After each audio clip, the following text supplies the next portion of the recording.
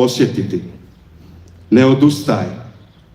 Ne odustaj od života svoga. Ne odustaj od toga da činiš dobro.